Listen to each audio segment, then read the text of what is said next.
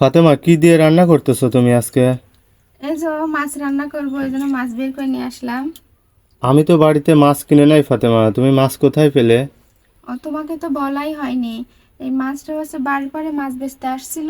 হাসেম কাকা?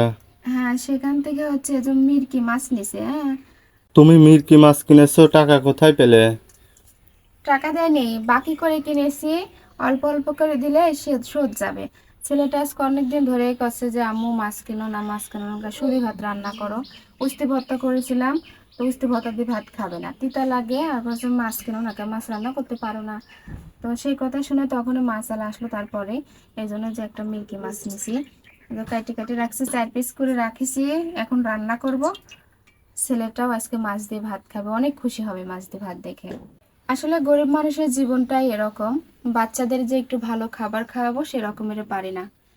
তো সবাই ভিডিওটি শেয়ার করে পাশে থাকবেন।